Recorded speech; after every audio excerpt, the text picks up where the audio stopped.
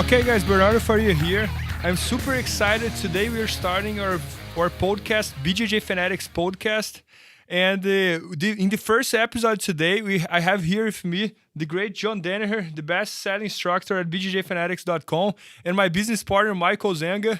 So I'm super excited. And guys, our goal with our BJJ Fanatics podcast is exactly the same goal we have making all these videos, is to spread as much jiu-jitsu as possible. And many times when we are shooting videos with all the stars and all the athletes, all the instructors, after the shooting, we always say like, I wish we could put all these stories here that we talk during the shooting somewhere, right? So that's one thing that we want to start doing more, like more behind of the scenes videos and this and that. And I think the podcast is going to be a great opportunity to talk more with the stars and let you guys listen all these stories. That's most of the times the nicest part of the shooting. So today I have here John Danaher. And guys, when I was about to make this first episode, I was like, there's so many things to ask to John that I think the podcast would take like 20 hours or 25 hours or so. So I was like, John, why don't we just talk about triangles in this first episode? Because we spent the entire weekend here just shooting triangle videos. This is the fifth part of his Enter the System. And it was so cool to see like how much he knows about triangles, how much details he knows about triangles. And during the shooting, he was telling us some very interesting stories about triangles. So that's what we decided to do. This episode is gonna be all about triangles, and you guys will see how much he knows, how many stories he has about triangles. And John is the type of guy that we want to do like 10 episodes with him. We want to do 20 episodes with him. So we are splitting, we are making this episode all about triangle. And soon we're going to launch the Triangles Enter the System. So I think you guys will enjoy a lot. So first of all, thanks so much, John. My pleasure. It's always fun coming up here to Boston. So much has changed. Last time I came up, it was summertime. We were sweating downstairs doing a workout. Now we're freezing. We're sitting here in the New England winter.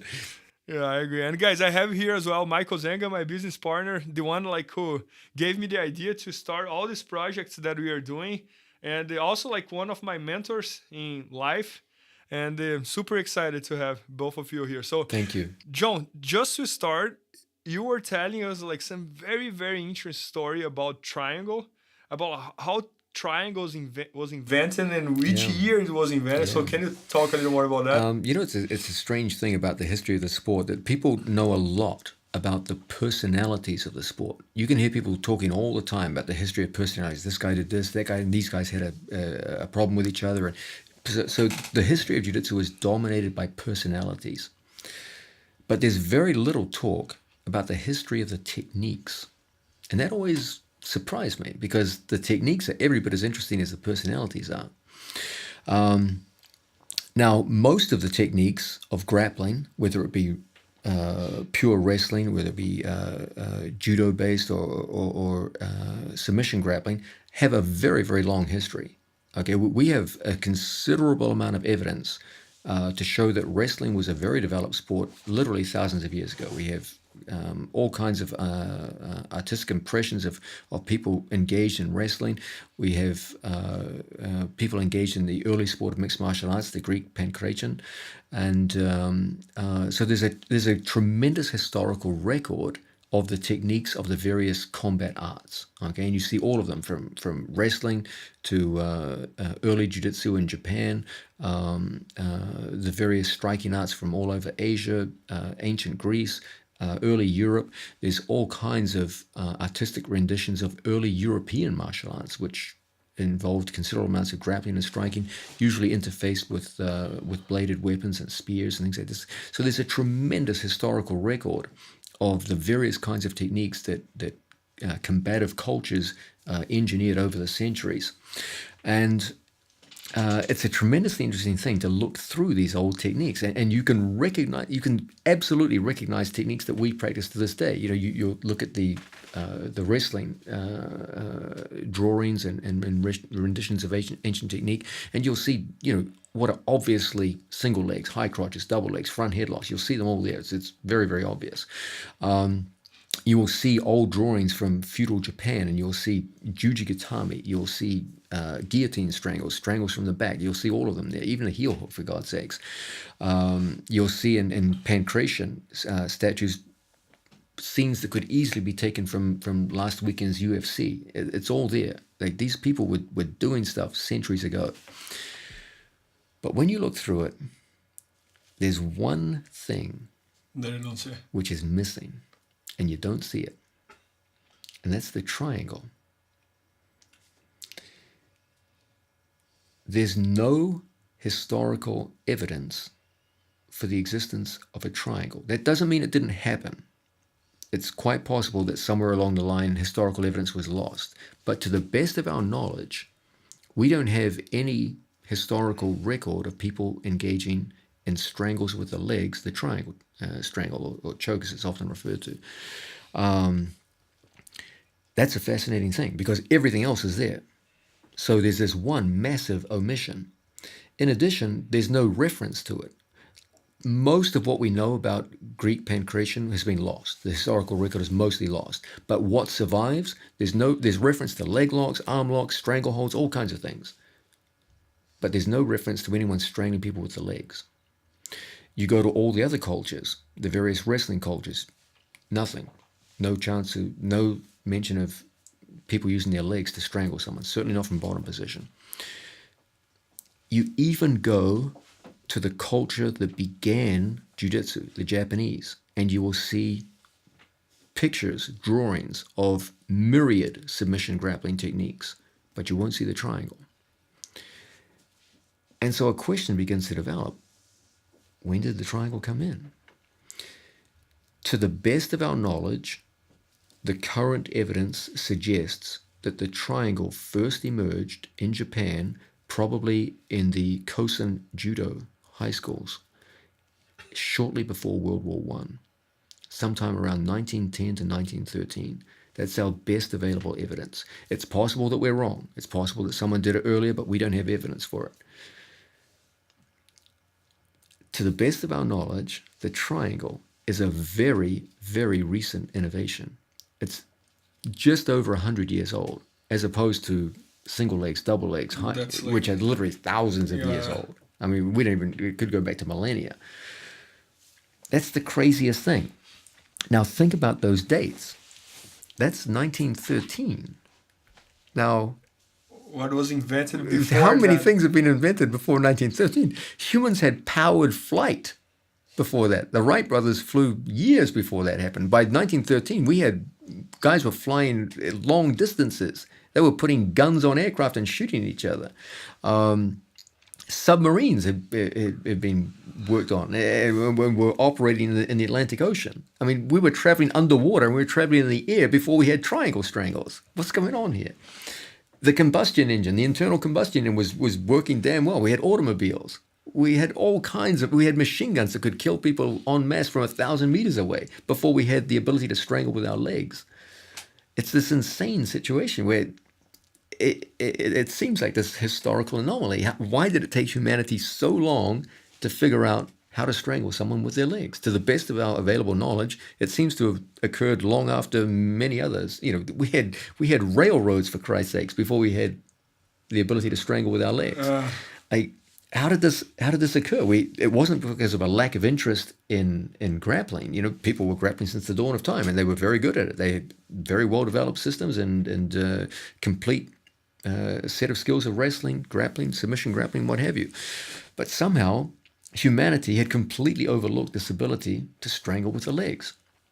And as I said, to the best of our historical knowledge, it just seems to have slipped humanity by until, by some kind of historical accident perhaps, or just an interaction of people, suddenly a group of young people in Japan, and sometime shortly before World War I, came up with the idea, and there it was. Now, once it was introduced, it spread rapidly. Okay, and proficiency in the triangle seems to have occurred very, very quickly. In fact, in 1925, it was that was the year the international, or not international in those days, it was the Kodokan Judo Association decided to radically Which year was that? change 1925. So this is around 15 years after the introduction of the triangle. The Kodokan became so upset at the amount of ground grappling occurring in judo that they made major revisions to the rules of the sport to ensure that people did most of their work standing, because they would call it the Newaza Revolution. There was just too much groundwork going on, and they changed the rules of judo, and they set a precedent which has been worked on since then. Almost all the changes in judo have been more and more restrictive on groundwork. To force them to play as much standing as possible. Yeah, to make it predominantly a standing sport. I think people naturally tend to gravitate towards groundwork. It's generally easier on the body. It's generally easier to perform the actions. It takes less skill, and there seems to have been a real ground grappling revolution at this time, and the triangle seems to have been a part of that. Now, something very interesting to consider is that Maeda left for overseas before the invention of the triangle. I believe he left in the early 1900s. He originally went to the United States, and then he vacillated between Europe and Brazil as he traveled around. But he left Japan before the triangle seems to have been invented, to the best of our knowledge. So it's quite possible when Maeda went to Brazil to teach, he didn't know what a triangle strangle was. That's crazy just to think of that. Now, that doesn't mean that he didn't find out later. Maeda traveled a lot, and he interacted with a lot of other grapplers. I'm sure some of those have been updated and learned the triangle strangle. So I'm sure in time he did learn it. But it would appear at the time that he was teaching in Brazil, when he first went in, there's a very high likelihood he didn't know what a triangle was. And I'm curious. Maybe there's historians of Brazilian Jiu-Jitsu out there. I hope so. Maybe they could figure out, did he actually transmit the triangle to the early Gracies? Did they have one? To the best of my knowledge, I've never seen a photograph of Elio or any of the other Gracies performing a triangle before the 1970s. I don't recall one. I may be wrong. I'm not saying this is fact. I just don't recall a photo of any pre-1970s triangles performed by any Brazilian Jiu-Jitsu guys. I just don't recall one. That doesn't mean it didn't happen, doesn't mean it didn't exist, but I don't see any evidence for it at this point off the top of my head. I mean, like, this story is very fascinating. And you start thinking more about triangles, right? Like, I say, isn't it crazy to think they're so counterintuitive that no one thought of them, that they thought of internal combustion engines before they thought of triangles. Like, how did that occur in history? It's crazy. So you've got to start asking yourself, what does that mean for us here today? What is it, if it's so damn counterintuitive, and so it took humanity so long to figure it out? What does that mean for us as individuals? Does it mean that the triangle is somehow the most difficult of all logs? That it's one that it occurred as some kind of historical accident? And if it took humanity so long to figure out, is it one that we shouldn't really focus on? It's too complex. John, this story and what you're saying right now, like. How we can think about a triangle leads me to the other story you were telling me about the Royce Gracie one. Oh yeah, that was a good one. So if we can share that one. Yeah. In the 1990s, when I first arrived in New York, I used to work as a bouncer, and I had been told early on by friends about this crazy organization, the UFC, and they had they used to call them Brazilian wrestlers. I don't know why they were Brazilian Jiu-Jitsu, and I saw some of the early ones, and I was incredibly impressed. I think by like everyone at Royce Gracie, the guy was amazing, and he was going out there doing this shocking work. I grew up in the 1970s and 80s, and we were always told, punching and kicking was the soul of martial arts, and the toughest guys were the guys who punched and kicked best. They were the best fighters. And here you had this guy who looked like nothing, just tackling people, holding them down and strangling them, and you couldn't even believe it. Are you kidding me? I never even thought fighting would be like this. And so he was fascinating to me, and like many people of that generation, there was a substantial switch in our mindset where we had to go from one paradigm of martial arts, striking, to another, grappling. And this guy was the man leading the way in those early years. So I'd seen his early UFCs, and one night there was a UFC. I was bouncing. It was a Saturday night, and I was outside bouncing, and there's no way for me to know the result of what was going on. I'm working, and I'm outside, and there's a busy night, it's a nightclub, and I'm thinking the whole time, like, man, I wonder how Hoist is doing. Is he going to win again? Like, I believe it was UFC 4 when he fought Dan Severn. I must check that. That was UFC 4. Was it? Yeah. And so he had obviously done very well in the early UFCs. I believe he won the first two. He had to pull out in UFC 3, I think. Yeah. And but he'd won, but he had to pull out. So he was this legend, this icon. And I was sitting there, at work, going, gee, I wonder how that UFC's going. Is Hoist going to win again? And some friends of mine were also bouncers and martial artists. They were coming into work later than me, and I would ask them, hey guys, did you see the UFC? How's Hoist doing? And they would all tell me, man, yeah, not good. He's getting his ass kicked. I left. I had to go to work. But when I saw it, he was getting his ass beat. And I was like, oh, my God, it's terrible. Hoist getting his ass beat. And another guy came in. I go, hey, did you see the result of the fight? He's, yeah, I didn't say to the end. Hoist was getting smashed, crushed. Some big guy in underpants with a mustache was beating the shit out of him. And I was like, what? A man in underpants with a mustache was beating the shit out of him. He's crazy. I go, that's crazy. So more and more people started coming in. And I was asking, and the ones who had seen it were just like, yeah, Hoist got crushed. Wasn't doing anything. And I go, well, did he lose? And I said, I left. He was getting killed, so I just left. Didn't watch the end. And I was like, oh man, that's terrible. Then it was a violent night that night at work. There was a lot of fighting back and forth, so I kind of got distracted by it. Finally, at 4:30 in the morning, we're finished for the night, and I come downstairs, and I sit, and I think, man, Hoist got beaten. Like, we were involved in this, and it's like, man, that's sad. Hoist got beaten by some big guy in underpants with a mustache, and a guy I know who's into the UFC was sitting down at the bar, and I go, man, what happened to Hoist? He goes, oh, he won. I'm like, huh? Everyone told me he was getting his ass kicked. He goes, no, he was. But then he did this crazy choke thing with his feet. I'm like, with his feet? And they're like, yeah. He just kind of locked the guy up and he put his feet on his neck and guy tapped out. He won. And first of all, I was relieved. I was like, oh man, Hoist did win. And then it suddenly dawned on me, these guys thought Hoist was getting his ass kicked because he was on his back. Yeah. And in those days... Especially in those days, right? That did mean you were getting your ass beat. Yeah. So they didn't understand the difference between the guard position and even the mounted position, or even basic insights like that. They had no understanding. So they thought, oh, he's on his back, he's losing. They didn't realize he was protecting himself just fine. He was playing tactics, etc., etc. And of course, they had no understanding of the triangle.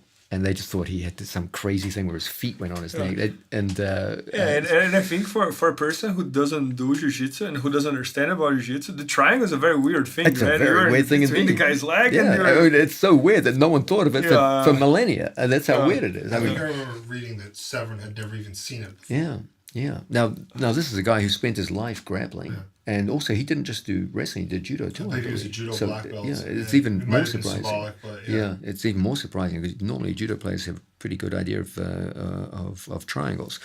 But it was just incredible that this was widely broadcast and no one knew what was happening. A few weeks later, I saw the video on a VHS. This is way back in the 90s, and you're listening to the broadcast commentators, and they also had no idea what was happening. It was just this unknown thing, and inexplicably, this big giant wrestler was tapping the man. And you're like, what the hell happened? Like, they can't believe it.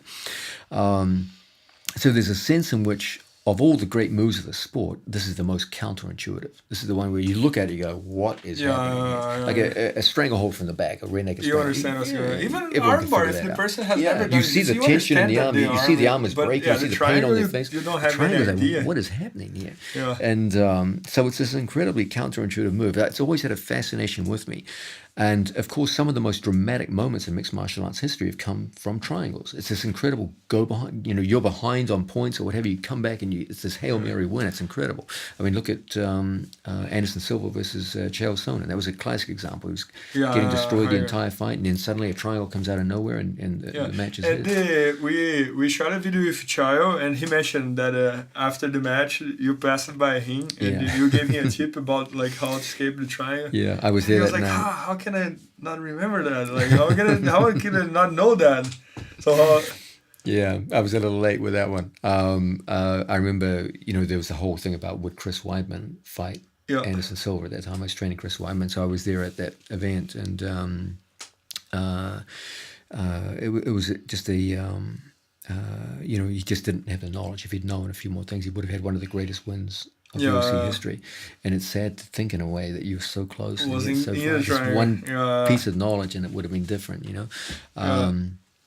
But it's this the story of the triangle is just so incredible. I wish we had more evidence. Maybe there was a culture that did have it, but we just don't seem to have any evidence suggesting so. There's nothing obvious. There's no reference to it in the literature. There's no, we used to strangle people with legs. There's nothing like that. And then suddenly you've got this emergence in pre-World War I Japan, and then suddenly it's spreading all over the world.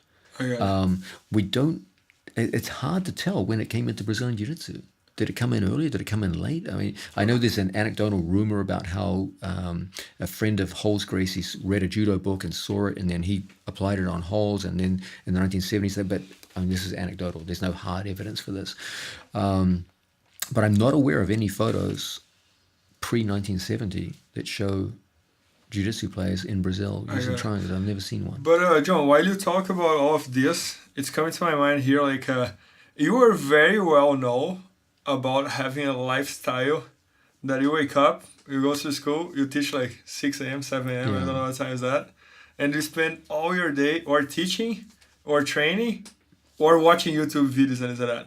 So how do you research all this evidence that you're talking about? It's through videos, it's reading articles, books? The best one I find are articles. A big part of it came when I was asked by Henzo to write a book for him, which involved a history section. And this was... I remember that book. Yeah, this is around the early 2000s. And I became fascinated by some of the original source material for the history of grappling, especially the migration of Japanese martial arts, in particular judo and jiu-jitsu, to Europe, North America, and South America. And there's this incredibly interesting story about these Japanese masters. They really were. Some of them were jiu-jitsu guys, some of them were judo, and they literally just got stationed overseas, and they taught locals, and many of them fought all-comers in crazy challenge matches. There was a Japanese guy based in England, Yukio Tani, who literally just fought every night, I think for around a decade. And he was a tiny, tiny man. And he fought with no rules. The only condition was he had to wear a gi. He would take a jacket with him, go into local bars, and just say, put on the gi, and you can fight me. You can do whatever you want. That's awesome. And he just crushed Where everybody. was that, Japan? No, this was in England. In England. And he was Japanese, but he went to England. And he, in fact, became extremely wealthy and extremely well-known. He took so many challenge matches for money on a nightly basis that he became quite financially secure, and eked out a great living for himself, opened up his own school, and was one of the seminal figures in the development of grappling in England. Of course, Maeda is mostly known for his impact on the Gracies, but of course the first country he came to was the United States. He performed on the White House lawn in front of the President of the United States. Was that Teddy Roosevelt? Yes, that's correct, yes. And Roosevelt himself, I believe, was given honorary black belt by Kodokan Judo. And so in Europe, France had a bunch of people that went over. These remarkable people just went to foreign countries and set up judo around the world, and many of them had to show that judo worked. They went out and they fought.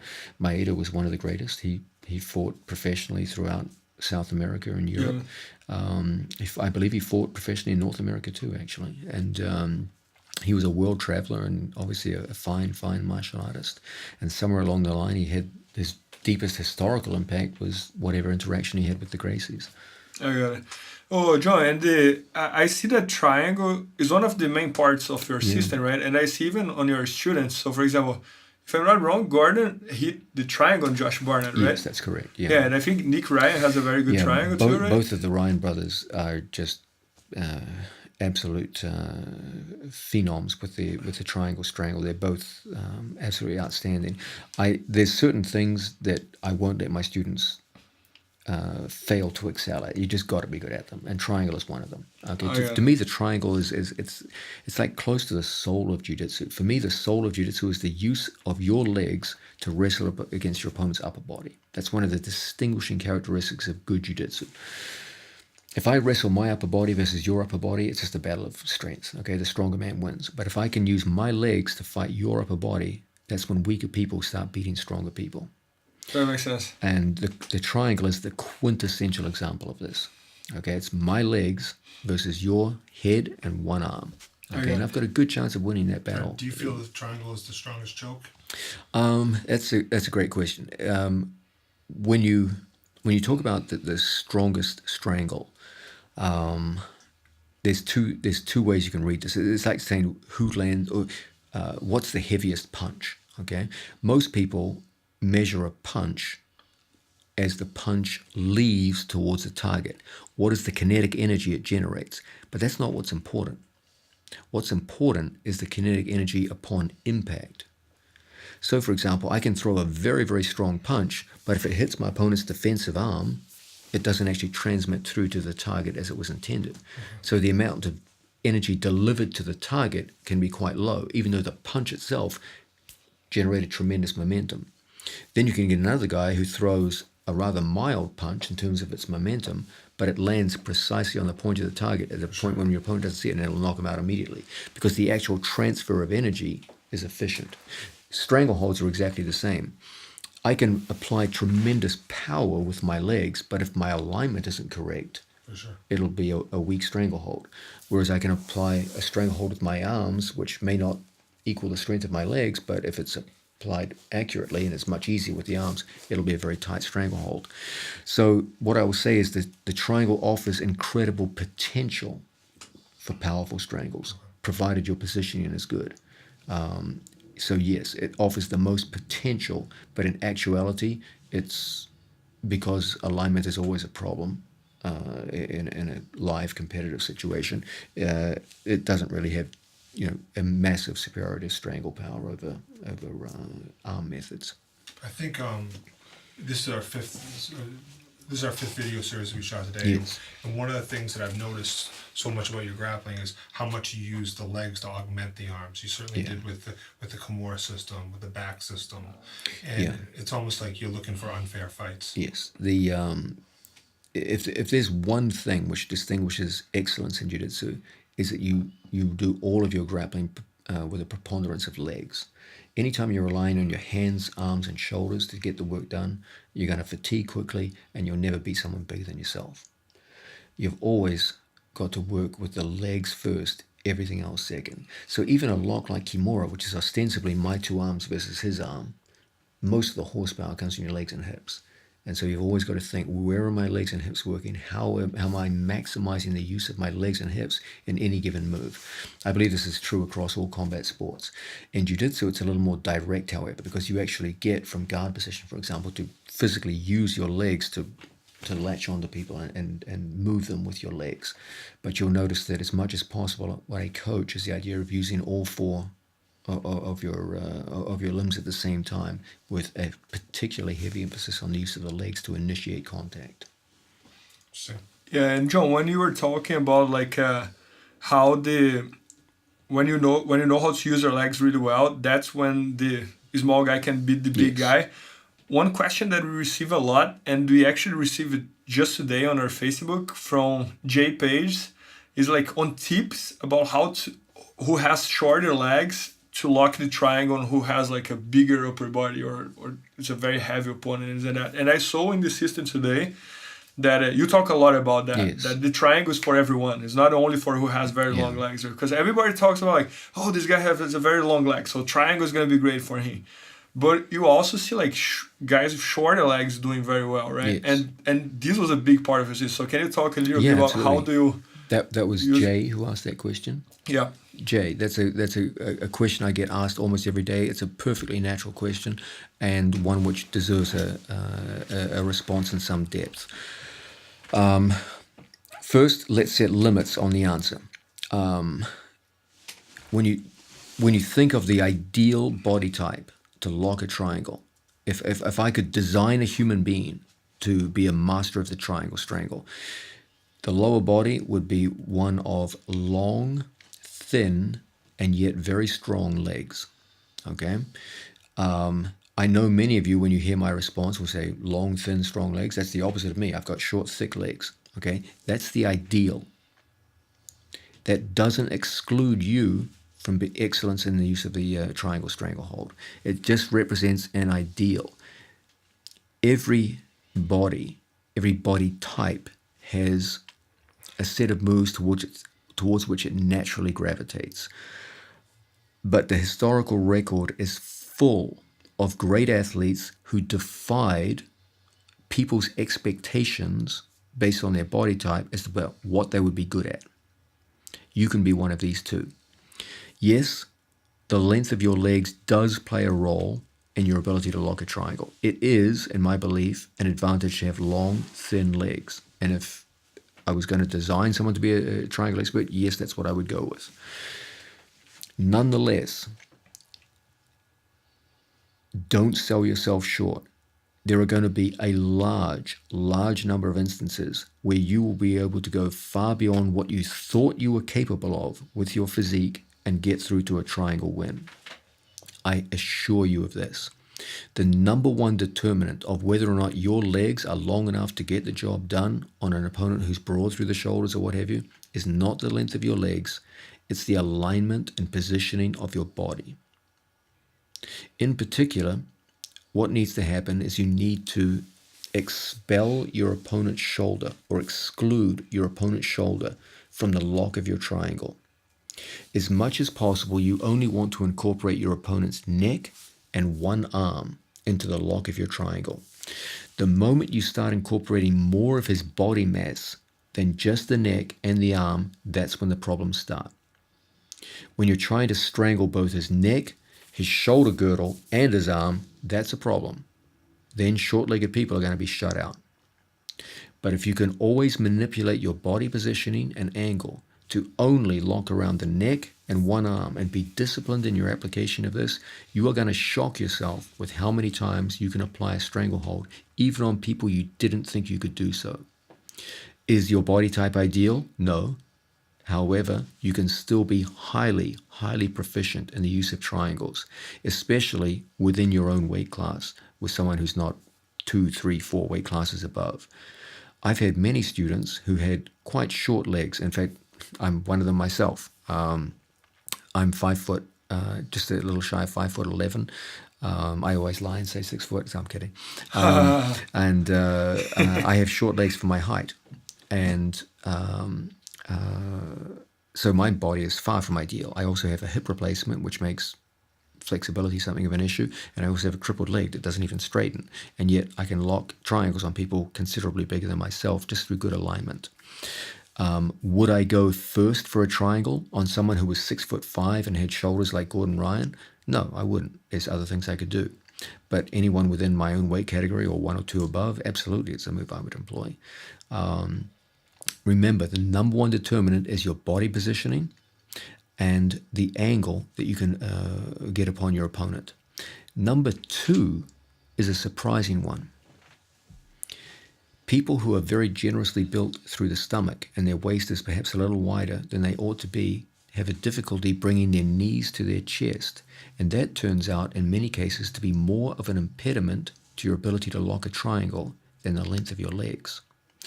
If you ask me to put in order of importance what will stop you from locking a triangle, I would say number 1 by a landslide is bad body positioning and angle. Number 2 is excessive waist size. And number 3 is short leg length. Now, only one of those 3 is something you can't change. You can't change the length of your legs. But you can change the size of your waist, and you can definitely and quite easily change the body position and angle when you go in to apply a triangle. So there's 3 factors ranked in order of importance. And of those 3, the 2 most important, you are fully in control of. And the 3rd that you don't control is the least important. So keep that in mind. Yes, leg length does play a role, but not nearly as much as most people would have you believe. Okay? Work a lot on the study of angle and positioning and keep your waistline under control, and you'll find you can triangle a lot of people that you previously thought were impossible.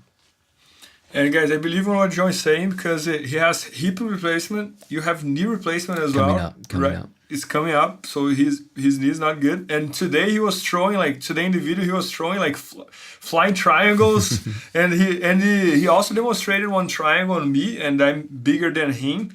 And I never felt one triangle so tight and locked as he did. Let's actually say something here, Jay. You know, people with short legs always tell themselves, oh, I'm at a disadvantage, I'm at a disadvantage. You actually have an advantage that very few people talk about.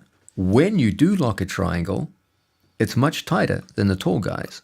Okay, the tall guy has the advantage on the initial lock of the triangle, but he can often have a disadvantage insofar as there's a wider circumference within his triangle for his opponent to feel less effective as strangulation.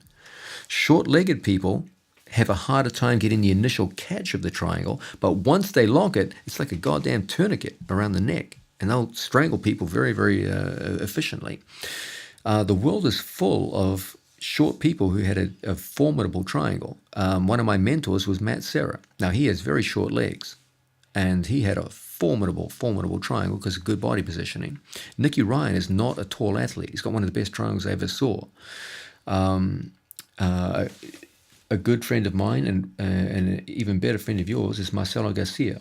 Now, Marcelo has a really good triangle. Has a damn good triangle. He never got any glory for his triangle. I think only once in ADCC finals he hit it. So no one ever talks about Marcelo's triangle. Marcelo has a damn good triangle. Yeah, I know. And I always say that what impressed me the most about Marcelo is that, for example, you see, for example, in my case, I'm good with half guard, I'm good with over-under pass.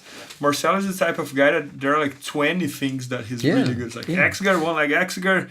Unfortunately, people they think he's good at like 3 or 4. They think, oh, he rear naked strangle, arm drag, and he has like 15 topics or much 20 more topics. And triangle is one of them. That's true. People don't talk so much about his triangle. Yeah, it's really tight. When he closes the triangle, he can do anything. Yeah, another student of mine who was very proficient in a triangle and his body type wouldn't suggest it was Eddie Cummings. He had a great triangle. He never got a chance to show it in competition because he was always heavy on the legs, and that's where most of his victories came from. Short guys, short legs, great triangle. Nicky Ryan, another one. Marcelo Garcia, another. Matt Serra. So we're pulling up names of guys. You look at their body and you're like, how is this guy locking triangles? Okay? All of them had short, chunky legs.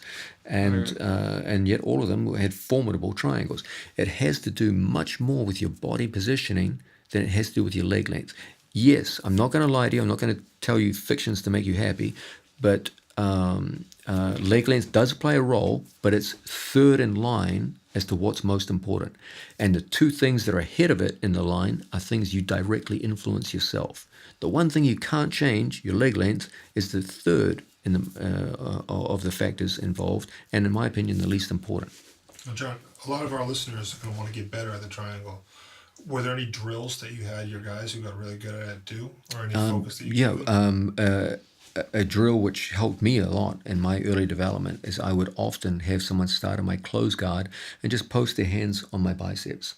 And I would shift side to side and lock triangles without the use of my hands, so that I had to learn dexterity and coordination with my legs alone. I wouldn't let my hands assist me. And I often have my students work drills where they're not allowed to use their arms. And learning to rely on your legs is just such an important thing for your development in the sport. Bernardo, I've often said this. I put a tremendous importance on triangle training, not just as a wonderful submission hold. It's an incredible submission hold, but also for development of athletes. When I teach beginners, one of the first things I make them work on is triangles. Remember, my impression of jiu-jitsu is that it's ultimately jiu-jitsu is a battle of my legs versus my opponent's upper body. That's everything we try to do. The triangle is the quintessential example of this. It's a very direct expression of my legs fighting a limited part of my opponent's upper body. So the better students get at triangles earlier, overall, their trust in their legs and their willingness to engage opponents with their legs first and everything else second increases.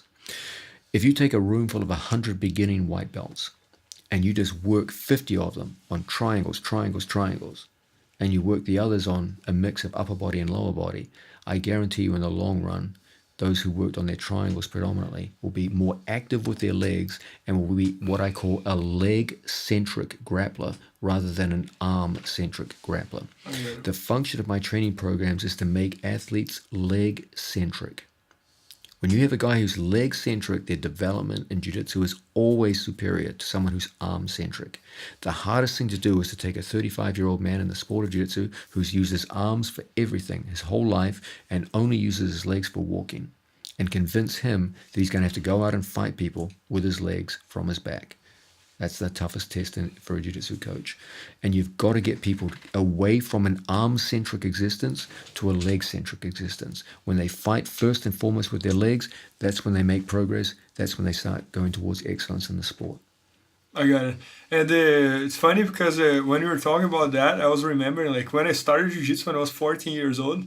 When I had like 3, 4, 6 months of jiu-jitsu, I used to grapple in the carpet with my friends who didn't do jiu-jitsu, and triangle was always my way to go. Really? That's amazing. I would sit down and they would jump on me and I would find a triangle from there. That's so funny. that's true. That makes a lot of sense with everything you were saying. That's funny. I remember one time I was bouncing and I just Don't tell me you did a triangle when you were bouncing. Yeah, I did. As a pure experiment. I was working in a club and it had a carpeted section in the VIP lounge. So it had carpet on the floor. And I remember looking at it going like that. So later that night there was a fight which spilled over into the VIP area. And I remember gripping a guy and pulling him down to the floor and throwing a leg over and locking up a quick triangle and putting him to sleep with a triangle. I said, yes, it definitely works. It was kind of an early experiment. And I hope this guy, the person you were fighting against, didn't have friends around. No. If not, I was your smart head in the way would I be did it. hurt right now. Yeah, no, I was smart in the way I applied it. And people literally don't even know what's happening. This is, the mid 1990s. People just have no idea what's happening. And of course, in a mixed martial arts fight, it's completely different. Where there's skilled athletes who know exactly how to get out, and et cetera, et cetera. But it's just this fascinating move with a fascinating history, and it's among the most challenging of all the moves. Okay, I think for a white belt beginner, the move which they're least likely to get right on their first night is probably the triangle. Okay, it asks a lot. It asks a lot of you as an athlete. Between angle, movement, postural control, there's a whole bunch of things going on. A rear naked strangle, you can take someone who's literally never had a lesson, and within 5 minutes they get the basic arm position, and they can apply the strangle. With a triangle, that's going to be tough. But at the same time, when they're able to do the triangle, means that their jiu-jitsu is already at a certain level, right? Because they know how to use their body, how to change the angle, how to lock the legs, and so just like the history of the move itself, the guy who focuses on the triangle becomes a late developer. Just as the triangle itself was a late development in grappling, the guy who starts with the triangle and works hard, he's going to experience a lot of frustration at the start. In the early days, his progress might not be as good. But his long-term progress will be better because he's training himself to become a leg-centric grappler rather than an arm-centric grappler. John, do you think there's a lot of misconceptions with the way people think they can use the triangle? Do you think it's too narrow? Yeah, I actually think that one of the big themes of this video is that people's conceptions of jiu-jitsu are so limited that they're simply underselling themselves with regards to this incredible move. If you talk to the average jiu-jitsu player around the United States and you say, like, do you like the triangle? You can see them thinking. Their response is always based on one triangle. I agree. The triangle from the front. Yeah. Okay, normally employed from guard, but also can be employed from top position. There are 5 major forms of triangle that you can use. 5. So even the question, do you like the triangle, is a stupid, naive question. Can you mention 5 ones? Yeah, there's a triangle from the front, the one that everyone knows, the one which is stylistically the most important in competition. From the back? There's a triangle from the back, the Ushiro Senkaku.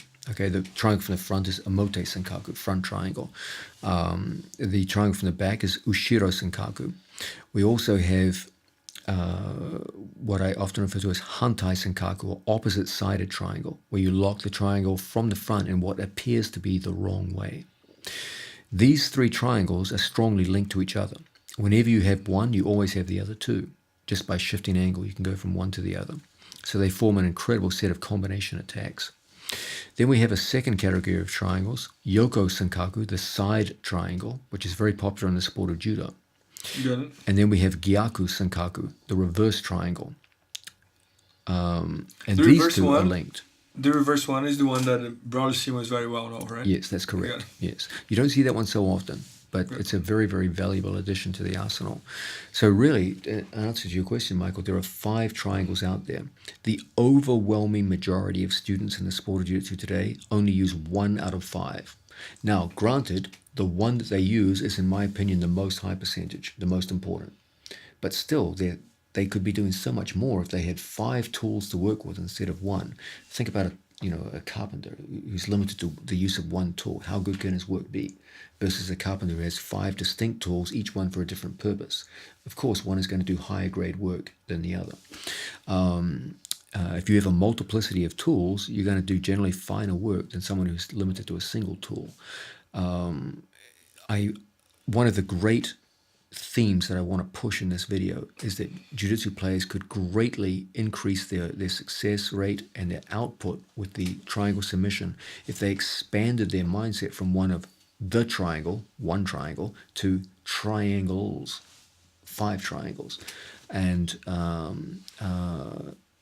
you'll see, I believe, my students have had tremendous success, for example, with Ushiro Senkaku, the triangle from the back.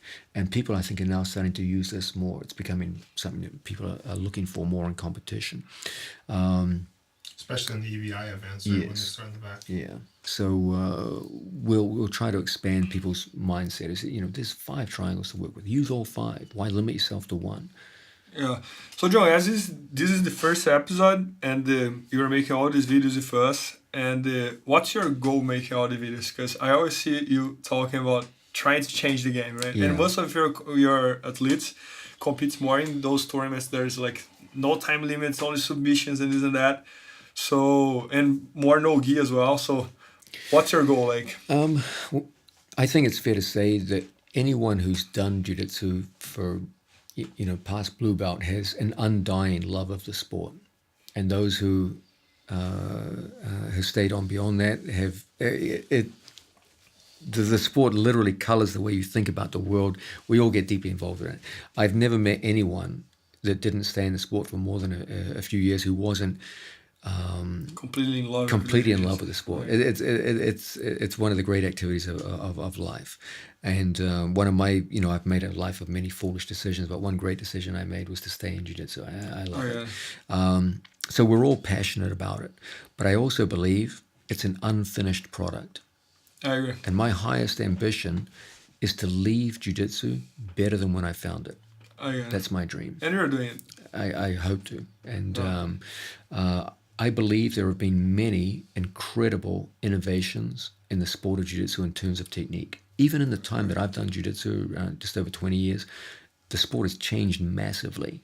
I'm proud to say that I've had some influence on the evolution of jiu-jitsu technique.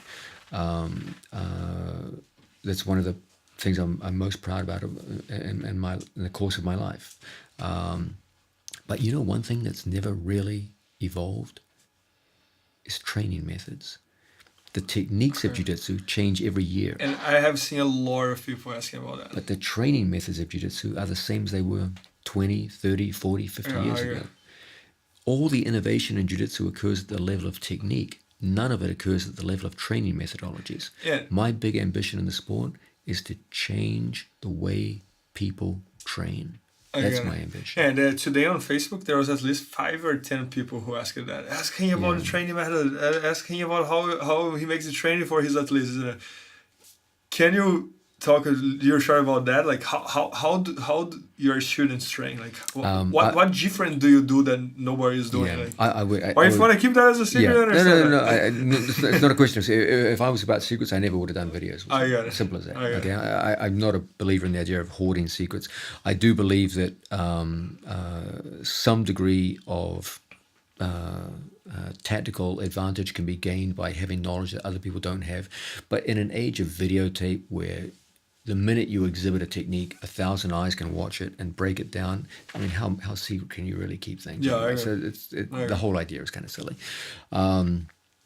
But what I will say is that's a huge topic, and I can't do it justice in the time here. I would absolutely love to sit down with you sometime and only talk about that. And that was exactly about the idea for this episode. I was like, man, there's so many questions.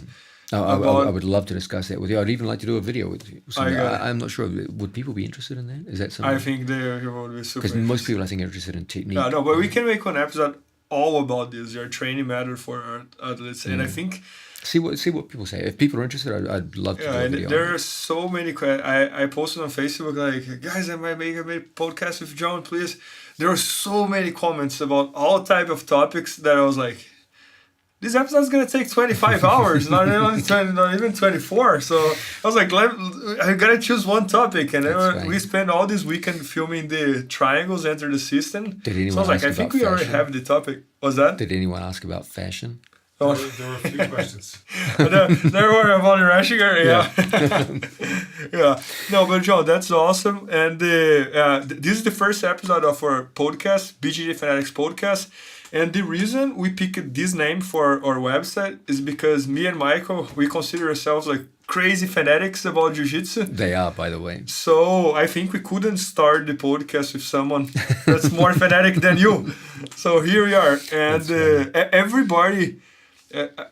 another day I listened one quote, for example, that's like, everybody sleeps 8 hours, work 8 hours, and then what you do with the 8 hours left is what's going to define you. And every time I hear someone talking about you, I don't even know if you sleep actually. I think it's 24 hours of your I won't sleep tonight because what is it now? Is it like... I think it's 8 p.m. or 9. 8 p.m. My train home to Boston is 9:30, so I'll get back in New York around 2, and then I wake up around 6 to go and teach. So I won't get any sleep then. But believe it or not, I actually do love sleep. If I wasn't woken up for my work, my natural instinct is actually to sleep through. I love to sleep in. I would sleep until midday if I could. But I have a bunch of maniacal students who have high ambitions, and I better get down there and get off my lazy butt. But I actually do enjoy sleep. And guys, John came here yesterday to shoot the triangle answer assistant. He got here, if I'm not wrong, 2 or 3 p.m. We started shooting at 3. We stopped at 10:30 or 11 because the restaurant closed, right? And then we started today at 9 and we stopped at 7. So look how many hours he put in. I ended up getting to bed last night about 4 a.m. Yeah, so because we were up last night just talking about the video and this and that. And today I was talking about that. I was like, I'm always taking the security camera that I have here in the room and just show like when we started and when we are finishing and how it didn't stop. It's one detail after the other detail after the other technique after the other technique. One thing worth mentioning, he didn't eat. And he hasn't eaten yet today. Exactly. So guys, John only eats once a day. He only eats on dinner. So and he doesn't. Yeah. So it's a different person. I gotta say like that. We ate last night. It was a very fine meal, so we don't need to eat again for another 24 hours. The last time John was here, we didn't get back until we ended up. You taught a class in New York. You got up at 6 a.m. or you taught a 6 a.m. class. You got all the way done with your day. You took a train from New York to Boston. We filmed from like 8 at night till we didn't even end up going to the hotel we got, all the way till about 5 a.m. We had a harrowing drive back to the train station. We all fell asleep in the car at different times. Unfortunately, Bernardo was driving. Bernardo was driving and he fell asleep at the wheel. There were a couple of ill-advised lane changes, but we made it back. And then you went back and you taught the whole day. Yeah. Bernardo, tell everyone what John said to you about that when you said. Yeah, I asked John. I was like, John, at this point, man, I think like you're doing a lot of seminars, teaching. You're doing a lot of seminars, sending a lot of videos. You really need to teach tomorrow 7 a.m. because this was like, I think it was 3 a.m. I know that you would get there like very, very close to the class. You really need to teach 7 a.m. And then John was like, Bernardo, I have some very, very dedicated students that I gotta be there for them. This was not that day that was 5 a.m. This was on another day that I was taken to the train station 10 p.m. You would get in New York, I think 2:30 or 3, and your class was 7. Yeah. So it was Same as tonight. was the other trip. Yeah. Same as tonight, exactly as like tonight. And you'll be at class tomorrow morning. Yeah. And then I was like, yeah, man, he puts the work. He's a BJJ fanatic. Yeah, but my students are remarkable. They give so much, and I would think very poorly of myself if I didn't try to match them. They give so much to me. How could I not give back? I mean, think about how much traveling they do just to come into the city every day and work out. And these kids take the risks. They go out and they're fighting in mixed martial arts and in grappling. They're getting up in front of a big audience and in a sport where everyone's trying to strangle you and break your arms and legs. And, they give so much. And as I said, I'd be a very poor human being if I didn't step up and try and do the same for them. I think that's a consistent theme you always talk about when we're here shooting, and it's always consistently talking about how much your students inspire you. It's really cool to hear. Yeah, no, they're remarkable people with a remarkable story, and all of them were brilliant in their own way. From the first student I was known for was George St. Pierre, and he was just an incredible human being, one of the finest human beings I ever met. And all of them, all the way through to now young Nicky Ryan, all these kids, they're just so gifted, so Joe, hardworking. I swear to God, that's the last story. So can you tell, like, in 2 minutes, how was GSP life before he became GSP? Oh, it was crazy. How hard he worked just to get to you. Yeah. Like people have no idea. And this is before anyone really knew who you were, right? Yeah. Outside of, I mean, you weren't really famous. No, not at all. I was just some random jiu-jitsu instructor in the Hands of Gracie Academy. And people have a tendency to see a famous person and think that the fame was just always there, and that they're completely unaware of the path that took that person to fame. And sometimes that path is a damn tough one. And for George St. Pierre, it certainly was. First off, he essentially had no one to train with. He's in Montreal. There was no TriStar gym in those days. The TriStar didn't even exist. And the sport itself was in its infancy in the United States. It was like 10 times worse in Canada. And not just Canada, but French-speaking Canada, with just a complete lack of MMA coaches. So George he was working as a garbage man at the time. He would take a bus from Montreal down to New York and usually stay for Friday, the weekend, and then try to get back on Monday to work as a garbage man again. Now, even in a car, that's a 6 to 6.5 hour journey. In a bus, that's a lot longer than that. 10 hours. And this is a guy who didn't speak any English at the time. So he's coming down on a bus to a country where he doesn't speak any English. And he's on a garbage man's salary. So we're not talking about a wealthy man here. And he would come down weekend after weekend after weekend and learn from people that he didn't even share the same language. He'd just have to watch and try and replicate as best he could. And at the time, he was a blue belt. He's a strong, athletic kid, but had no skills at all. So most of the time, he was getting beaten. And Well, I have a quote for that. And one of my favorite quotes is, "Technique beats strength, but will beats technique." So that's trouble. yeah, unless you're in a stranglehold. Yeah, exactly.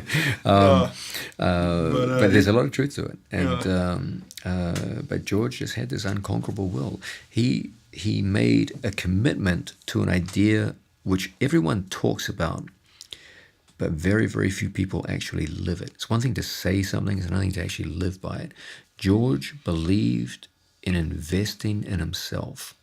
He didn't have much money, but the money he had, he invested in his own development. Skills. What's going to get you somewhere in life is your skills. No one gives a damn beyond a certain point, especially if you're a man, what you look like, what you talk about, what you do this, do that, who you hang out with. These things are irrelevant. What they care about is what skills do you bring to the table that can somehow benefit the people around you. Yeah, and he invested in his skills. And the coincidence or not, other person that I know that's exactly like this, that's the best grappler I ever grappled in my life, Marcelo Garcia. Really? He's exactly like this. Wow. He was always all about his training. So if he was financially set up to pay his bills and this and that, and someone calls him for a seminar, if he feels that seminar would bother the training for him to become a champion, he would not go. He would focus on the training. He was always... That was something that I learned a lot with him when I was there, because I was in the prime of my career, and I would, every time I had something like money related that could disturb my training, I would remember about Marcelo. I would think like, Marcelo would not do that. He would go train. So that's so interesting, Bernardo. Yeah. The greatest investment you can ever make in your life is to invest in yourself. Yeah. And the investment I'm talking about is in the acquisition of skills. If you bring skills to the table, you will bring value to the table. And when you can bring value to the table, you can achieve what you want to achieve, and you can make the living that you want to live. And George was a guy who had, even as a late teenager, saw the importance of this and didn't just see it, didn't just talk about it, he lived it. And that's the difference. That's awesome. So, guys, once again, like the goal of this podcast was exactly this: was to hear these stories that we hear when we are on the mat while John is filming. He shows like 15 techniques in a row. He stops 5 minutes. He tells us on the story. Then he goes another 15 techniques. So that was exactly our goal: was to share more of this very nice time that we have with all these stars, with all of the world. So thanks so much, John. Appreciate it. Thank you. That was awesome. It's always good to see you. Thank you, Michael. Thank you, Michael, for being part. And guys, we just shot the entire weekend with John about the triangles enter the system, and we're gonna launch it very soon.